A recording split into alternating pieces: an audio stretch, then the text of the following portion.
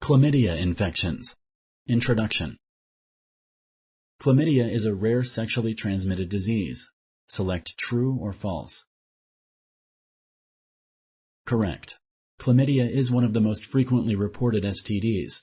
Unfortunately, because it often does not cause symptoms, it goes unnoticed. This is why regular screenings for STDs are important for sexually active people. Most people with chlamydia have no symptoms. Select true or false. Correct. Chlamydia is known as a silent disease because 70% of infected people have no symptoms. This is why sexually active people should be screened regularly for STDs like chlamydia.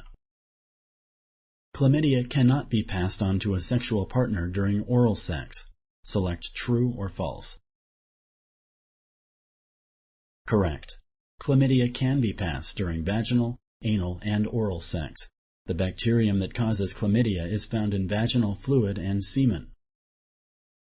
Can untreated chlamydia lead to infertility? Select yes or no. Correct. Untreated chlamydia can cause men and women to lose the ability to have children.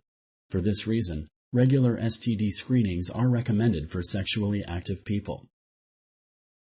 Sam's doctor told him he has chlamydia. His doctor prescribed a week's worth of antibiotics. On the third day of his antibiotic treatment, Sam felt better and the itching stopped. Should Sam stop taking the medication on the fourth day? Select yes or no. Correct. You should always take the correct dose of your medicine for the amount of time prescribed by your doctor. Who of the following group of people is more likely to get chlamydia? Choose one of the following options. 1. A person who abstains from sex.